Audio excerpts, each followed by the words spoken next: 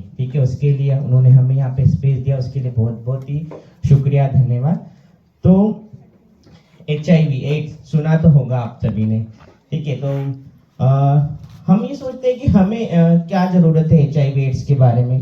जब पुराना समय था, जब हम अमेरिका में छोटी थी, आज से 15-1 साल पहले, जब हम दूरदर्शन देखते थे, केवल गिने चुने चैनल हुआ करते थे टीवी पर, और वहीं हम देखते थे तो बीच बीच में एडवर्टाइजिंग आते थे, विज्ञापन आते थे एड्स के लिए। तो क्या करते थे, या तो हमारे पास अगर ब्लैक एंड व्हाइट टीवी होती तो हम टीवी बंद कर देते थे, अगर कलर वाली टीवी होती तो रिमोट से चैनल बदल देते थे, क्योंकि हम समझना ही नहीं चाहते थे, हमें शर्म आती थी, है ना। क्योंकि एड्स को एक संवेदनशील मुद्दा माना जाता है।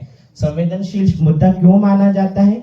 क्योंकि हम ऐसे मुद्दों पे बात नहीं करते हैं, चाहे एड्स की बात हो, HIV की बात हो, महिलाओं की महामारी की बात हो, ट्रांसजेंडर कम्युनिटी की बात हो, LGBT राइट्स के ऊपर अगर बात करनी है तो हम ऐसे खुले में बैठ के बात नहीं करते हैं।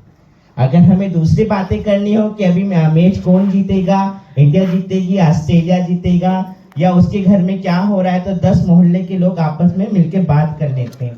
तो इसलिए ये जो मुद्दे हैं वो संवेदनशील मुद्दे बने हैं, ठीक है। और HIV की मैं बात करूं तो HIV एड्स जो वर्ल्ड डे हम मना रहे हैं, इसको 35 साल हो गए हैं। 1988 से वर्ल्ड डे मनाना चालू हुआ है, और ये इसलिए मनाया जाता है कि लोगों और सरकार को ये पता चले कि इस बीमारी से अभी भी लोग पॉजिटिव हो रहे हैं, इस बीमारी से ग्रसित लोग आज भी हमारे बीच रह रहे हैं। इसलिए वो अनुभूति, वो उनको संज्ञान में लाने के लिए ये दिन मनाया जाता है, ठीक है। तो आज इस साल की हमारी जो थीम है, लेट्स कम्युनिटी लीड्स। तो हमें अपने कम्युनिटी को लीड्स करना है, चाहे एजुकेशन के बारे में हो, चाहे हमारे हेल्थ के बारे में हो, हमारी शिक्षा के बारे में हो, हमारे जेंडर के ऊपर हो, या किसी भी चीज को लेके हमारे जो अधिकार हैं, जो हमें संविधान ने दिए, उन अधिकारों को लेकर हमें कम्युनिटी में लीड करना है अपनी कम्युनिटी को। जैसे कि मैं ट्रांसजेंडर कम्युनिटी के साथ काम करती हूँ, LGBT कम्युनिटी के साथ काम करती हूँ, तो उनको लीड करती हूँ। साथ ही साथ आम लोगों के साथ भी मैं काम कर रही हूँ। और मैं ये भी बताना चाहती हूँ कि HIV एड्स का नाम सुनते ही, और इसका मतलब कि जब हम जाते हैं कि हमें आपका HIV टेस्ट करवाना है, सारी चीजें बताने के बाद भी लोग उस पर एग्री नहीं होते हैं कि टेस्ट नहीं, हम नहीं करवाएंगे, हमने तो कुछ ऐसा किया ही नहीं। मैं खुद का उदाहरण देती हूँ।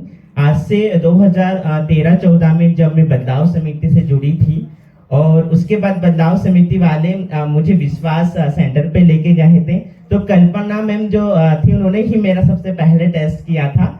और जब मैं कुछ पता ही नहीं था HIV एड्स के बारे में, और आज मुझे बहुत अच्छा लग रहा है कि आज रजनीश भैया हैं और कल्पना मैडम हैं, इनके साथ में मिलकर काम कर रही हूँ और उनके साथ मंच शेयर कर रही हूँ। तो आज मुझे अपने आप पे बहुत ही गर्व महसूस होता है कि मैं इस फील्ड में आगे आई हूँ और काम भी किया और लोगों को अवेयर भी कर रही हूँ।